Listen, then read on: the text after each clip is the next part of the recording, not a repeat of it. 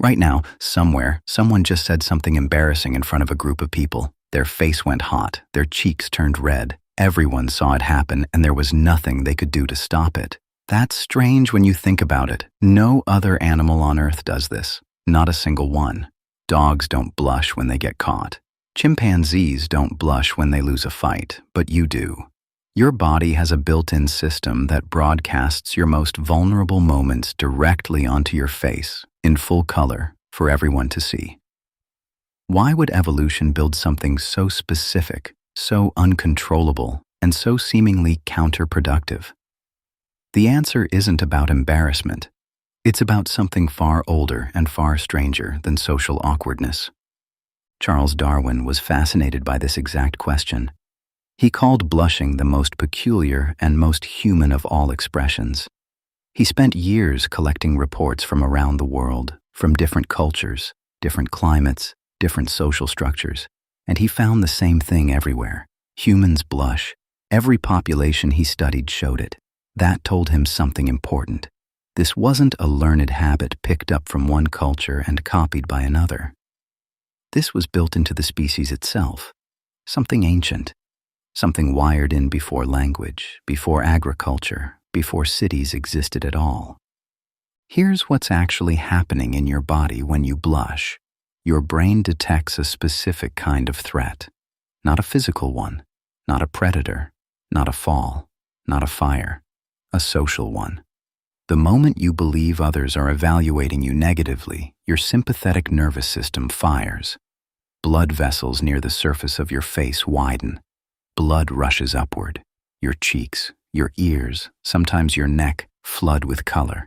And you cannot stop it. You can hold your breath. You can steady your hands. You cannot will your face to stay pale. That's the part that should stop you in your tracks. Why would your body evolve a reaction you have zero control over in the exact moment you'd most want control? Psychologist Ray Crozier has spent decades studying this question, and his research points to something surprising. Blushing isn't a malfunction. It's a signal.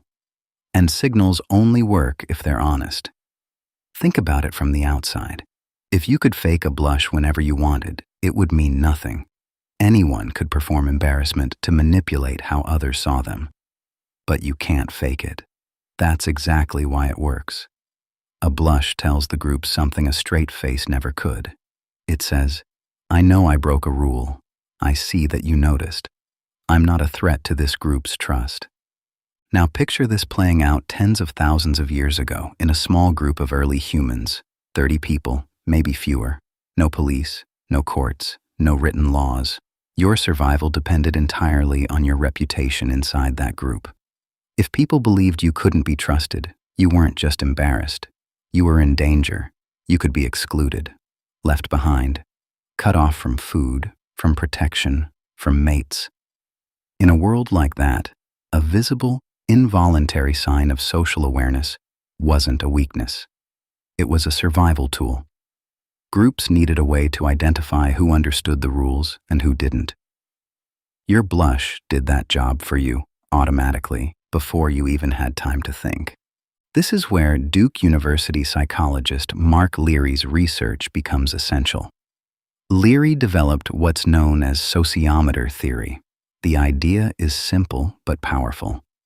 Your self-esteem isn't really about how you feel about yourself in isolation. It's a constant internal measurement of how included you are in your social group. Your brain is tracking your social value the way a fuel gauge tracks gas in a tank.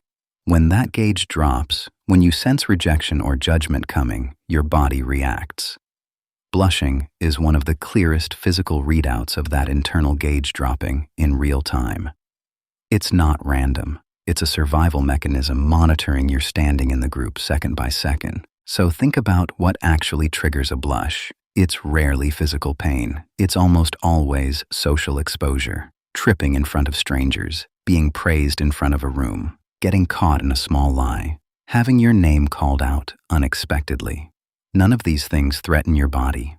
All of them threaten your position within the group, and your face responds instantly before your conscious mind has even finished processing what happened. That gap is the giveaway. If blushing were a choice, There'd be a delay while you decided whether to show it. There isn't one. The reaction bypasses your control entirely, which is exactly why researchers believe it evolved as an honest signal instead of a performed one. There's another layer to this that makes it even stranger. Studies on how people react to someone else blushing show something unexpected. People consistently rate a blushing person as more trustworthy, not less. A person who blushes after making a mistake is often forgiven faster than a person who shows no reaction at all. Think about how counterintuitive that is. The very thing that feels like the worst possible moment, your face turning red in front of everyone, is often the thing quietly repairing your social standing. You feel like you're being punished. Your body is actually working to save you. This also explains why blushing shows up so early in human development. Children as young as 2 or 3 begin to blush, right around the same time they start understanding that other people can judge their behavior. It isn't taught. No parent sits a toddler down and explains the mechanics of embarrassment. It emerges on its own, the moment a child's brain develops enough social awareness to grasp that other minds are watching and evaluating. That timing isn't a coincidence. It's a strong clue that blushing is tied directly to the emergence of social cognition itself, not to culture, not to upbringing. And this is where the picture gets even bigger. Humans are, by a wide margin, the most socially interdependent species on the planet. We don't survive alone. We never really did. Our ancestors didn't outcompete predators through claws or speed or strength. They outcompeted them through cooperation, through trust, through the ability to live and work inside large, complex groups. But cooperation only functions if there's a way to detect who's honest and who isn't. A species that lies constantly and shows no sign of it eventually destroys the trust that holds the group together. Blushing may be one of the small mechanisms that helped stabilize early human cooperation, a built-in honesty signal running quietly beneath the surface of every interaction. Which brings us to right now, to that moment you had, or the one you're about to have. The next time your face goes hot in front of other people, notice what's actually happening underneath it. It isn't a flaw. It isn't your body betraying you. It's a signal system tens of thousands of years old, still running, still doing exactly the job it was built to do. It's telling the people around you, without a single word, that you understand the social contract you're part of, that you notice when you've slipped, that you can be trusted. So the next time someone's face turns red in a room full of people, remember what you now know. That heat isn't weakness rising to the surface. It's one of the oldest trust signals your species ever built, still working exactly as intended, thousands of years later, written in blood and skin instead of words.